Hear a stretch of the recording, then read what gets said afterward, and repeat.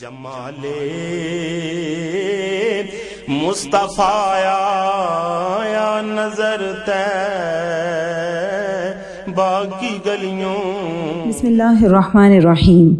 الحمد للہ رب العالمین والعاقبۃ للمتقین والصلاة والسلام علی سید الانبیاء والمرسلین وعلی آلہ واصحابہ وازواجہ واہل بیتہ وذریاتہ اجمعین. اعوذ باللہ من الشیطان الرجیم. بسم اللہ الرحمن الرحیم. ان اللہ وملائکتہ یصلون علی النبی یا ایہا الذین آمنوا صلوا علیہ وسلموا تسلیما. اللہم صل علی محمد النبی الامی وعلی آلہ وسلم. بسم اللہ الرحمن الرحیم. رب اشرح لی صدری ویسر لی امری واحلل عقدۃ من لسانی یفقہوا قولی. بسم اللہ الرحمن الرحیم. وقل جاء الحق وزہق الباطل ان الباطل کان زہوقا. آج ہم اپنا درس نمبر 57 پڑھیں گے. آئیے آغاز کرتے ہیں. بسم اللہ الرحمن الرحیم. ماقبل سے ربط. غزوہ بدر میں مسلمانوں کی فتح پر حبشہ کے بادشاہ نے مسرت کا اظہار فرمایا. مشرکین مکہ کا غیظ و غضب اور بڑھ گیا کہ قریش کی سرداری امیہ خاندان میں منتقل ہوئی اور ابو سفیان کے سر پر سرداری کا تاج رکھا گیا. جب آپ صلی اللہ علیہ وسلم غزوہ بدر سے واپس تشریف لائے تو ایک نابینا صحابی حضرت عمیر بن عدی رضی اللہ تعالی عنہ نے ایک یہودی عورت کو قتل کیا جو آپ صلی اللہ علیہ وسلم کی شان میں گستاخانہ حرکت کرتی تھی. بنو سلیم کے لوگ مدینہ پر حملہ کرنے کے لیے پہنچے اور آپ صلی اللہ علیہ وسلم کو اطلاع ملی. آپ صلی اللہ علیہ وسلم 200 سواروں کے ساتھ مقام قدر پر پہنچے تو یہ لشکر بھاگ چکا تھا. اب ہمارا نیکسٹ سریہ ہے سریہ سالم بن عمیر رضی اللہ تعالی عنہ. انہی واقعات کے دوران سریہ سالم بن عمیر رضی اللہ تعالی عنہ پیش آیا. آپ صلی اللہ علیہ وسلم نے حضرت سالم بن عمیر رضی اللہ تعالی عنہ کو ابی عفق یہودی کے پاس بھیجا. یہ یہودی بہت بوڑھا تھا. اس کی عمر 120 سال کو پہنچ گئی تھی. یہ حضور صلی اللہ علیہ وسلم کے خلاف لوگوں کو ابھارتا تھا اور ایسے اشعار پڑھتا تھا کہ لوگ آپ صلی اللہ علیہ وسلم سے منحرف ہو جائیں. آپ صلی اللہ علیہ وسلم نے ایک دن فرمایا من لی بہذا الخبیثی، کون ہے جو میرے لیے یعنی محض میری محبت عزت و حرمت کے لیے اس خبیث کا کام تمام کر دے. حضرت سالم بن عمیر رضی اللہ تعالی عنہ نے عرض کیا یا رسول اللہ صلی اللہ علیہ وسلم، میں نے پہلے ہی منت مانی ہوئی ہے کہ ابی عفق کو قتل کر دوں گا یا خود مر جاؤں گا. حضرت سالم بن عمیر رضی اللہ تعالی عنہ تشریف لے گئے. گرمی کی رات تھی اور ابو عفق غفلت کی نیند سو رہا تھا. پہنچتے ہی تلوار اس کے جگر پر رکھی اور اس زور سے دبایا کہ پار ہو کر بستر تک پہنچ گئی اور وہ جہنم رسید ہوا. اس کے بعد ہے غزوہ بنی قینقاع. قینقاع یہودیوں کی ایک قوم یا قبیلے کا نام ہے. یہ لوگ یہودیوں میں سب سے زیادہ بہادر شمار کیے جاتے ہیں. یہ سب یہودی زیادہ تر سونا ڈھالنے یعنی صراف کا کام کیا کرتے تھے. بنو قینقاع کے حلیف یہ یہودی حضرت عبادہ بن صامت رضی اللہ تعالی عنہ اور عبداللہ بن ابی منافق جو بظاہر مسلمان تھا کہ حلیف اور معاہدہ بردار تھے. معاہدے کی خلاف ورزی. جب غزوہ بدر میں اللہ سبحانہ و تعالی نے مسلمانوں کو شاندار فتح نصیب فرمائی تب ان کی سرکشی کھل کر سامنے آ گئی اور ان کے حسد اور بغض نے عملی طور پر یہ معاہدہ ختم کر دیا. غرض تینوں قبیلے بنو قینقاع، بنو نضیر، بنو قریظہ میں سب سے پہلے بنو قینقاع نے خلاف ورزی کی. غزوہ کا سبب. اس غزوے کا سبب یہ تھا کہ ایک عرب عورت اپنا تجارتی سامان لے کر مدینہ شریف آئی. اس میں اونٹ اور بکریاں وغیرہ تھیں کہ یہ مال فروخت کر کے نفع حاصل کرے. غرض اس نے یہ مال بنی قینقاع کے بازار میں فروخت کیا اور وہاں ایک جوہری یعنی جیولر کی دکان پر بیٹھ گئی. مسلمان ہونے کی وجہ سے اپنا بدن اور چہرہ چھپائے ہوئے تھی۔ کچھ یہودی اوباشوں نے چہرہ کھولنے کے لیے اصرار کیا مگر اس نے انکار کر دیا۔ اسی وقت اس دکاندار یہودی نے اس کے نقاب کا ایک کونا چپکے سے اس کی پشت کی طرف کسی چیز سے باندھ دیا۔ جب وہ عورت کھڑی ہونے لگی تو اس کا سطر کھل گیا اور سب یہودیوں نے اس کا بہت مذاق اڑایا، تو اس عورت نے چلانا شروع کر دیا۔ اس پر مسلمانوں میں سے ایک نے اس یہودی سنار پر حملہ کر دیا اور اس کو قتل کر ڈالا۔ جواب میں یہودیوں نے اس مسلمان کو شہید کر دیا۔ مسلمانوں نے چیخ چیخ کر دوسرے مسلمانوں کو بھی جمع کر دیا اور مسلمان غضبناک ہو کر یہودیوں پر چڑھ دوڑے۔ حضرت عبادہ بن صامت رضی اللہ تعالی عنہ نے عرض کیا، یا رسول اللہ صلی اللہ علیہ وسلم، میں اللہ اور اس کے رسول اور مسلمانوں کا ساتھی ہوں اور ان کافروں کے معاہدے سے بری ہوتا ہوں۔ منافق عبداللہ بن ابی اس معاہدے کا دوسرا رکن تھا۔ یہ شخص اس معاہدے کے ساتھ چمٹا رہا۔ اس کے بعد رسول اللہ صلی اللہ علیہ وسلم نے یہودیوں کو جمع کر کے ان سے فرمایا، اے گروہ یہود، اللہ سبحانہ و تعالی کی طرف سے ایسی ہی تباہی نازل ہونے سے بچنے کی کوشش کرو جیسی بدر کے موقع پر قریش کے اوپر نازل ہوئی ہے۔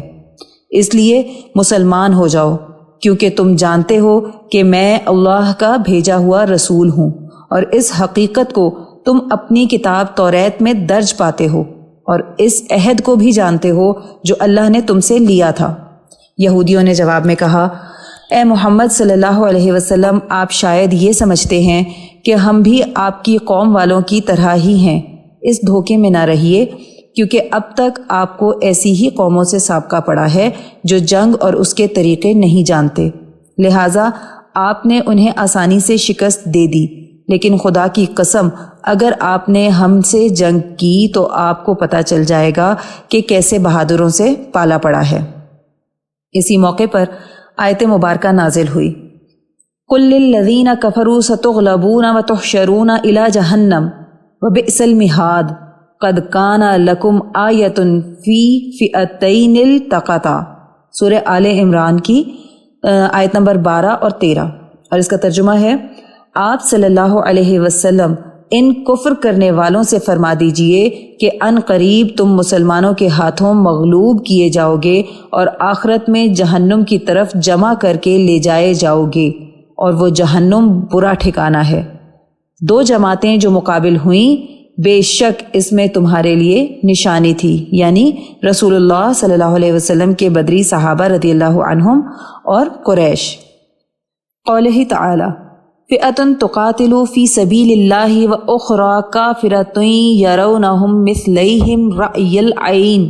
ترجمہ ہے، ایک جماعت تو اللہ کی راہ میں جنگ کر رہی تھی اور دوسری کافر، وہ انہیں اپنے سے دگنا دیکھ رہے تھے، اور یہ دیکھنا آنکھ کا ہے۔ سورہ آل عمران کی آیت نمبر 13 ہے یہ۔ واللہ یؤید بنصرہ من یشاء ان فی ذلک لعبرۃ لأولی الابصار۔ اور اللہ سبحانہ و تعالی اپنی مدد سے جس کی چاہے تائید کرتے ہیں، بے شک اس واقعے میں بینائی والوں کے لیے عبرت ہے۔ یہود کا محاصرہ، نیکسٹ ہیڈنگ ہے۔ غرض اس کے بعد یہودی اپنے محلے میں جا کر اپنی حویلیوں کے اندر قلعہ بند ہو گئے۔ آپ صلی اللہ علیہ وسلم نے مجاہدین کو ان سے مقابلہ کرنے کے لیے روانہ فرمایا اور خود بھی ساتھ تشریف لے گئے۔ اکثر روایات میں ہے کہ لشکر کے ساتھ سفید پرچم تھا اور اسے آپ صلی اللہ علیہ وسلم کے چچا حضرت حمزہ رضی اللہ تعالی عنہ نے اٹھایا ہوا تھا۔ مدینہ شریف میں قائم مقام حضرت ابو لبابہ رضی اللہ تعالی عنہ کو آپ صلی اللہ علیہ وسلم نے یہودی علاقے کی طرف کوچ کرتے ہوئے مدینہ شریف میں قائم مقام مقرر کیا۔ یہ محاصرہ اتنا شدید تھا کہ 15 دن تک قائم رہا، کیونکہ آپ صلی اللہ علیہ وسلم شوال کی 15 تاریخ کو مدینہ شریف سے چلے تھے اور ذیقعد کے چاند تک وہیں رہے۔ جلا وطن ہونے کی پیشکش۔ اس شدید محاصرے کے نتیجے میں اللہ سبحانہ و تعالی نے ان کے دلوں میں مسلمانوں کا خوف اور رعب پیدا فرما دیا۔ بنی قینقاع کے ان یہودیوں میں 400 جنگجو تو قلعے کی حفاظت پر مامور تھے اور 300 جانباز زرہ پوش تھے۔ آخر محاصرے سے تنگ آ کر یہودیوں نے آپ صلی اللہ علیہ وسلم سے درخواست کی کہ اگر آپ ہمارا راستہ چھوڑ دیں تو ہم جلا وطن ہو کر ہمیشہ کے لیے چلے جائیں گے۔ ابن اسحاق رحمۃ اللہ علیہ کی روایت ہے کہ جب اللہ سبحانہ و تعالی نے آپ صلی اللہ علیہ وسلم کو ان پر قدرت عطا فرمائی، یعنی آپ صلی اللہ علیہ وسلم ان کو قتل کر دینا چاہتے تھے، تو عبداللہ بن ابی بن سلول اٹھا اور کہنے لگا، اے محمد صلی اللہ علیہ وسلم میرے دوستوں کے ساتھ نیک سلوک کیجیے۔ تو آپ صلی اللہ علیہ وسلم نے اپنا چہرہ مبارک پھیر لیا، لیکن عبداللہ بن ابی بن سلول کے اصرار پر مجبور ہو گئے اور وہ شام کے علاقے کی طرف جلا وطن کر دیے گئے۔ عبداللہ بن ابی بن سلول کے اس اصرار سے اس کی منافقت ظاہر ہو گئی۔ روایت میں آتا ہے بلا آخر آپ صلی اللہ علیہ وسلم نے اس منافق جس کے ظاہری اسلام پر صرف ایک ہی مہینہ گزرا تھا رعایت کا معاملہ فرمایا اور اس کی خاطر سب کی جان بخشی کر دی، اور انہیں حکم دیا کہ وہ مدینہ سے نکل جائیں اور نبی علیہ السلام کے پڑوس میں نہ رہیں۔ اس طرح یہ لوگ شام کی طرف چلے گئے اور وہاں کی آب و ہوا انہیں راس نہ آئی اور تھوڑے ہی دنوں میں اکثر کی موت واقع ہو گئی۔ انہی منافقین کے متعلق یہ آیت مبارکہ نازل ہوئی، یا ایھا الذین آمنوا لا تتخذوا اليہود والنصارى اولیاء بعضهم اولیاء بعض ومن يتولهم منکم فإنہ منہم ان اللہ لا یہدی القوم الظالمین۔ سورہ مائدہ کی آیت نمبر 51۔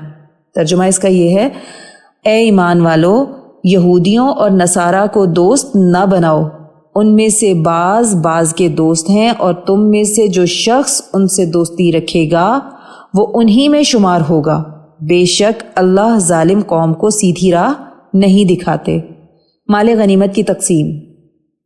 بنو قینقاع کی جلاوطنی کے بعد رسول اللہ صلی اللہ علیہ وسلم نے ان کے اموال ضبط کر لیے۔ مال غنیمت جمع کرنے کا کام محمد بن سلمہ رضی اللہ تعالی عنہ نے انجام دیا۔ اس مال غنیمت سے خمس بھی نکالا گیا۔ بنو قینقاع کے یہودی زیادہ مالدار تھے۔ مسلمانوں کے حصے میں کئی مکانات، حویلیاں آئیں اور ان مکانات سے بے شمار ہتھیار بھی ملے، مخصوص ہتھیار جن کو آپ صلی اللہ علیہ وسلم نے اپنے لیے پسند فرمایا۔ نمبر 1، کتوم۔ آپ صلی اللہ علیہ وسلم نے ان ہتھیاروں میں سے 3 کمانیں لیں۔